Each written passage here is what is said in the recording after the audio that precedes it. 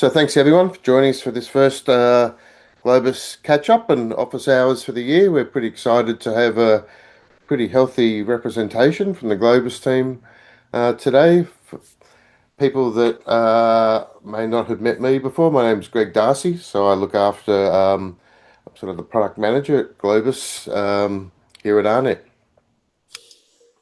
So before we get going, I'll just do the acknowledgement of country and just acknowledge the traditional owners of the lands on which we meet. For me, that's the people of the Kulin Nation. I'm based in Melbourne, so I'd also like to pay respects to elders past and present.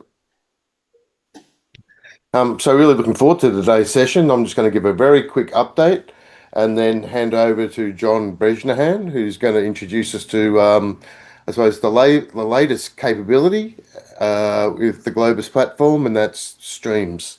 After that, we'll do what we usually do and throw it open to uh, open office hours and any questions that you might have. Uh, If there's any newbies today, just a quick bit of background, I suppose, about us as aarnet. We're Australia's NREN, so we're the National Research and Education Network. We're owned, oh, actually, I think I've got this on the next slide. We're owned by, I think I need to update this slide. I think there are 37 universities now with the amalgamation in Adelaide. But we're a not-for-profit company and a licensed telecommunications carrier. We run the network that connects the universities and CSIRO. Very keen, I suppose, to develop the relationship we have with Globus and people from University of Chicago. Obviously, for us, seeing the utilization of the network's important. And I suppose the fundamental of moving data is still presents itself as an issue, but it's very exciting to see these new capabilities start to come online as well. So just a little bit quickly about our work plan for the year. A couple of initiatives we kicked off last year. We're trying to put some groups together as our subscriber base of Globus users. The number of institutions has grown. Now we're looking at how we can sort of, I suppose, help the glue, the relationships in between to, I suppose, make the system work a little bit better and be a bit more cohesive. So a few of the groups we've put together as a governance committee, which you'll see there consists of the university service managers. We realise that there's common problems across the sector, so we're hoping that these sort of opportunities give us some common solutions.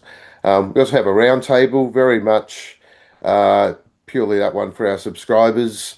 And again, that's an opportunity. It's an important feedback loop so we can understand. We can hear about the success stories, which are great, but we also want to understand what are the common barriers and blockers for uptake and adoption, and see how we can help. That's, of course, underpinned by our own roadmap. As I said, that feedback loop's important. A couple of the main things that sort of came out directly from both the governance committee and the subscribers roundtable last year was the need for some sort of registry. I suppose every time I do an introduction to Globus, I suppose the question I get asked mostly is who else is using Globus in Australia? So we think this is going to be really helpful for researchers, but also for people who are managing those services.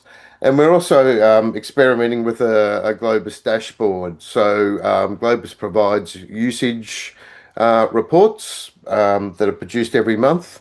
We've pretty much come up with a minimum viable product. I'm very interested if anyone wants to know more to get involved and have a look at some of the use cases which you can see there that we think now as I suppose those services are starting to get or established and maturing. Some of these questions are starting to come to the fore in terms about how we can fine tune the service. That's enough from us. So Globus, hopefully people know a bit about Globus, which is why you're joining us today. Obviously, that core capability in terms of data transfer is still crucial, and an evolving space across the sector. But as I mentioned, it's really exciting to have John with us today to introduce us to the latest capability. We know that Flows Compute are some of the new services that now exist on the Globus platform. And, without further ado, I might hand over to John, who can introduce us to the latest one with streaming. So yeah, I'm my name's John Bresnahan. People call me Buzz a lot. You might see that. And yeah, we're going to be talking about Globus streams. I typically like to open with a joke. But when putting together this talk on streams, I couldn't, so I thought we'd go with the flow.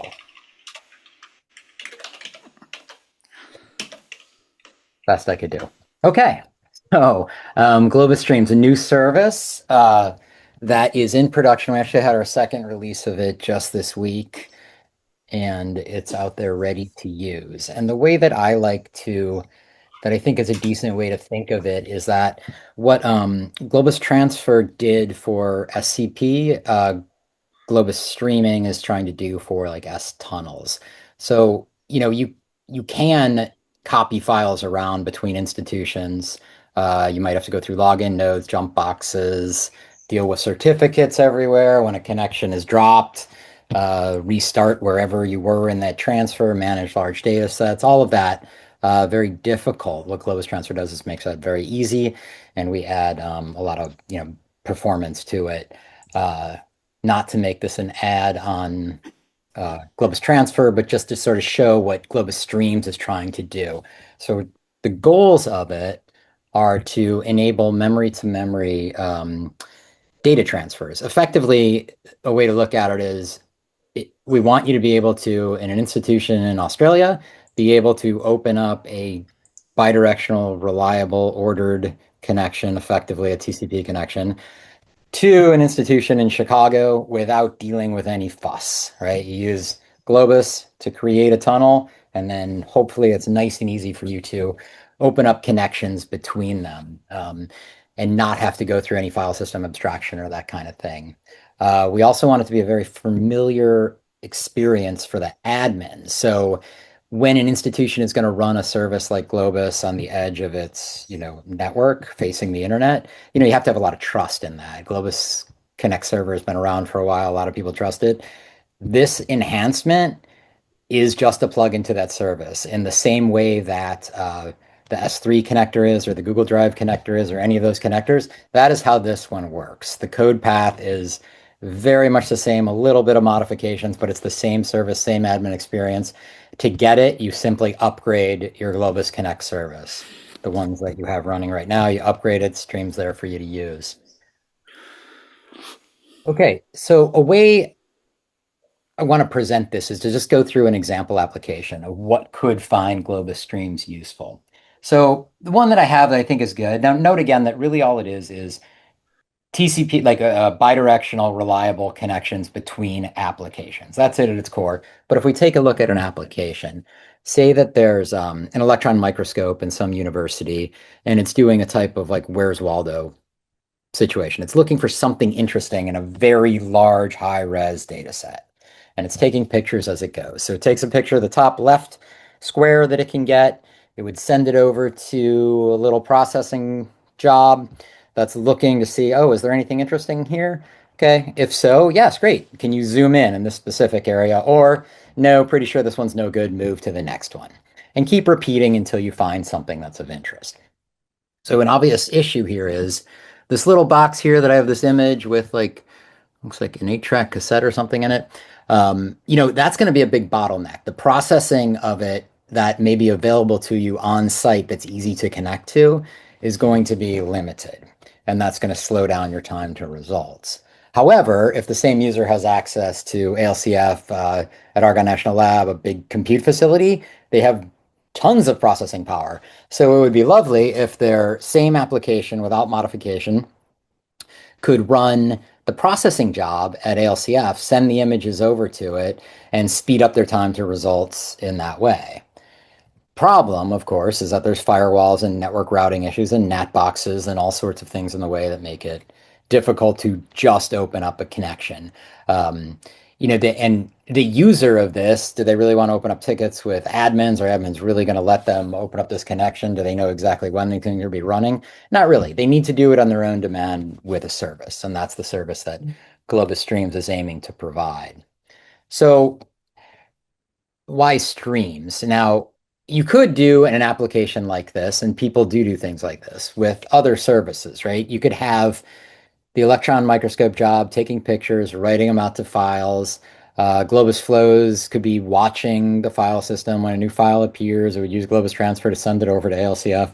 A job over there can pick it up, process it, write out the results, send that back, and steer the application that way. That's an approach that people take. But obviously, it's not ideal because there's all that latency being introduced. It's set at file size chunks. The processing results of that are just going to be there's going to be a lot more delay introduced in that system, to the extent that it may not even be worth it to move over to ALCF, to a processing farm like that. So what we want to be able to do is, instead of, in the same way that a user would say, hey, schedule this transfer job, they can say, open up a tunnel between these two institutions. And once the tunnel is open up, users are free to open up streams throughout it. They can open up 1, 10, 50, open them, close them throughout the whole lifetime of the tunnel. The tunnel is there as like a stream factory, a connection factory for these different applications to open up. So I think let's go through the user experience, and then I should be able to demo this quickly on what actually happens here. Set some terms first of all to make it a little bit more clear. So the term in your typical TCP connection setup, you're going to have a listener and a connector. We've changed the name connector to initiator because connector is very overloaded in our parlance, but it's effectively that. So on one side of a tunnel, you have a listening application, which is waiting to accept connections that come in actively. And on the other side is the initiator that's forming those connections. Very standard stuff. Um, but what happens is, in our tunnel case, you create the tunnel and now it's here. The initiating application says it wants to connect through the tunnel. That is redirected to the Globus Connect service at that side of, and that in that institution, which is then routed to across the wide area to the Globus Connect server on the listening side's data center. And then that then connects to the listening application. So there's 3 hops in between, but to the end user, it looks like a single bidirectional ordered connection. I wanted to note one other thing here, is that this wide area connection here, as I had mentioned before, is the same one. It's established in the same way that we do file transfers from GCS. So it's a secure tunnel using the same mechanisms that we use. Right now, we don't enable encryption on it, but that's coming soon. Okay, so what you do is you first go to just our web application, and you look for the access points. That's what we call the streaming access points that run inside of each one of these Globus Connect servers. And so you look for the one on your initiating side, your electron microscope side. The web app searches for it. I'll demo that in a second. And then you look for the one on the listening side, and you say, okay, create the tunnel. Now the tunnel's there, and streams can be opened up through it. It's going to be there for a certain amount of time that you configure it for. There are some limits, and you can use it all you want while it's there. What you have to do next is then set up your applications, their environments, to be able to actually use these connections. Now, as I mentioned before, ideally you don't have to modify an application at all, and I'll talk about how that works. But the first thing to do would be to go to the listening side application site, and using some of the tools that we have a command line tool called Globus Streams, and you would initialize the environment with a command like this: Globus Streams environment initialize, and then note this listener contact string. This is where your application will be listening or is listening. It's an internal IP address, so it only needs to be reachable by your Globus Connect server in that site, not by the remote application, just by your Globus Connect server that's already inside of that data center, and you give it the port to connect to, and then this is the tunnel ID. As like all of the IDs in Globus, it's a big long UUID like that. So what that does is you run that command and it reaches out to our Globus Cloud services, um, gives it this information of where you're listening, exchanges other bits of needed information, reaches out to the Globus Connect server inside of that data center, does the same, and it writes out a bunch of information to a file under this directory, somewhere in your home directory, which is configurable, but it's in there somewhere. So all of the information in that is what is needed for an application on this side to be able to redirect through a tunnel instead of a direct TCP connection. So you have to do the same thing on the other side. However, on the connecting side, you don't give it a listening address because you're not listening. The side of the application is connecting out. So what happens here is kind of the opposite. You say Globus streams environment initialize, ignore the rest. I'm going to try to talk about that if we have a chance. And then the tunnel ID. And what it does is, again, it contacts Globus services, they exchange information, and it gives you this as your new contact string. And that's just the word Globus dot the UUID and then some port number. And what this is saying is, okay, anything in this environment that attempts to form a connection to this like host name and that port is destined for a tunnel. So we're going to redirect it to the tunnel. So how do we actually do that bit of magic in between? What we have is something called a preload library, which is a construct on Linux that allows you to dynamically load a library with an application. And it can sit in between and intercept calls. And in this case, we're intercepting some calls to the socket library. So in overly simplistic terms, what happens is you run your application under a little shell script wrapper that we have. And all that does is it sets a bunch of environment variables, one of which is LD preload to load the right interceptor library. The interceptor library is now any call to um, any type of like hostname lookup, connect, or accept are intercepted by the library. So what happens is you attempt to connect. The Globus library says, okay, where's it trying to connect to? Example.com, just pass that through. That's fine. Or is it trying to connect to Globus.tunnel ID? Oh, okay, that's interesting. That's one we are going to grab and intercept. Then when we see that, we do all the magic to get the right information from that file that was written out earlier by the Globus environment initialize CLI tool. And sometimes it has to make other communication calls upstream, but basically does everything it needs to do to know, okay, this is going to be redirected to a tunnel now. And this all happens without the application having to really know anything about it going on. Similarly, on the accept side, that works the opposite way. You say a port that you're interested in having be for Globus tunnels, like we did in that when you gave it that contact listener string. And anything being accepted from that port is then known that it's coming from a tunnel. Okay, so let me try to demo this nice and quickly for you. Okay, so the first thing is you'd go to this streams. I'm in our test environment just because I don't want to mess with production much, but yeah, it's the same in production. You'd go to create a tunnel. Now I'm going to look for the one on this side now, right? And I have a couple under my name. So the initiator. Put in the initiator one here, put in the other side. For this, these are just two EC2 VMs out in the cloud that can't talk to each other directly. So I'm forming a tunnel between them. So then I create the tunnel and Globus is doing its thing, talking to GCS servers, bringing up the tunnel. The tunnel is there now, but it's in this awaiting listener state because until it knows that final contact point where the listening application is, it can't really form the tunnel. So we have to initialize that. So the first thing we'll do, this is the listener side. I already jumped in there. And we want to run that Globus Stream CLI command. Environment initialize. Okay. And note listener contact string. So I'm going to be running just Netcat on one side as the listening server and Telnet on the other. And I'm going to be running it right on this host, which is this IP. And I'll pick a port, 777. How about?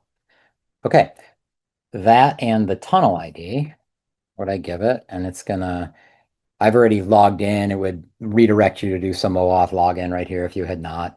And then it writes out information here under this file that we can take a quick look at. So we don't really have to worry about what any of this is. It's just to say that this is information that will be needed in the environment for the tunnel to happen.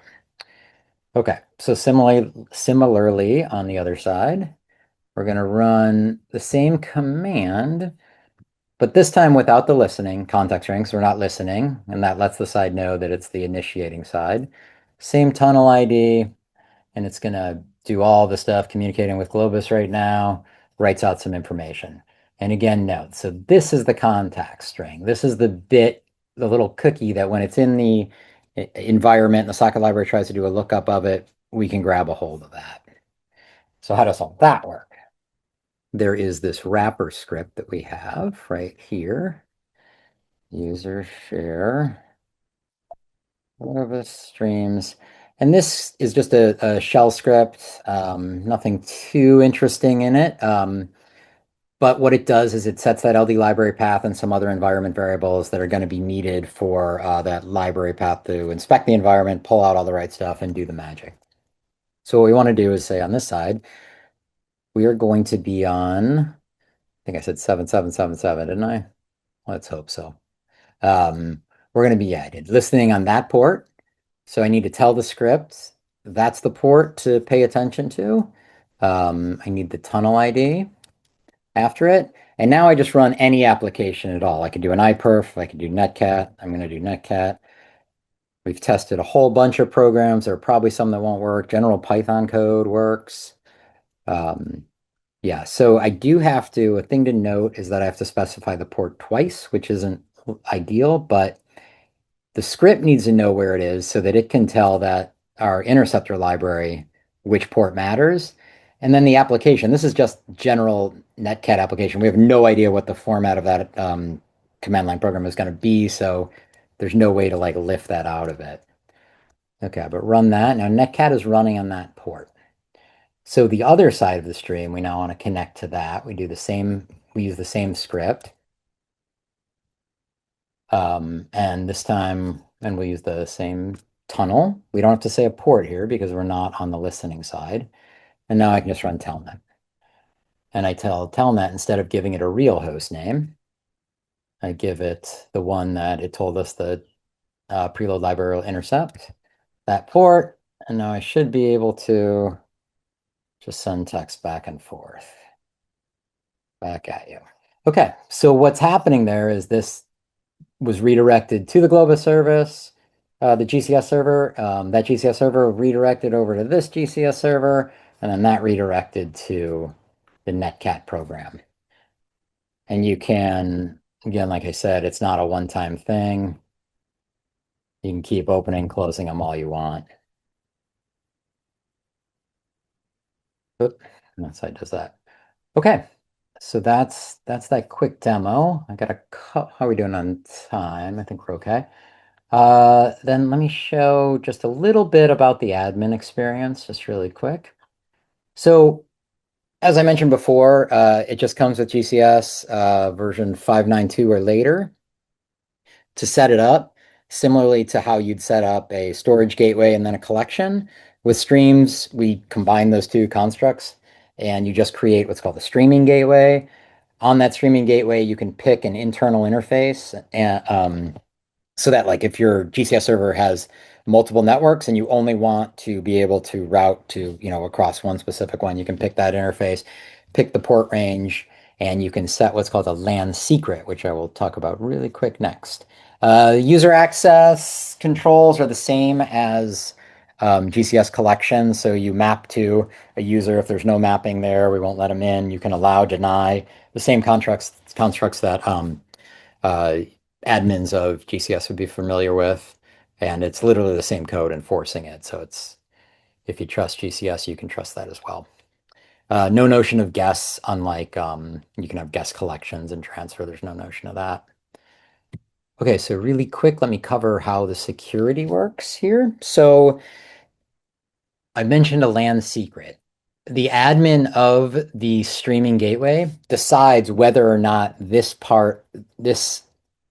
segment of the connection needs to be secured. And they decide independently. So this admin chooses for their connection here, this admin chooses for their connection there, and they do not both have to be secured. That's up to that administrator. For the wide area segment, again, that's TLS, the same stuff that Grid FTP uses when you're transferring files. Certs are exchange, it's strong. This part is just a challenge base. So that LAN secret, it's a symmetric key that there's a protocol. One of the things that happens in that environment initialize CLI is that LAN key gets exchanged and written to this initiating app, that file that I showed. It's a one-time key just for that tunnel. It's generated, it's not reused for any other. You can rotate it. It's a little bit difficult. The idea being that tunnels they're not meant to be around for a very long time, but if you do need to rotate it, you can. And it's a challenge exchange, probably something familiar to people that one side generates a random string, concatenates the secret, takes a SHA-256 of it, sends it over. If they agree, the other side does it back, so it's mutual. And then the connection goes through. And once the connection is established after that security protocol and it's redirected here, the interceptor library does nothing with read or write. That goes right to the kernel, the socket library. So a thing to note there is that this is not encrypted. This is just authenticated and then it's in the clear.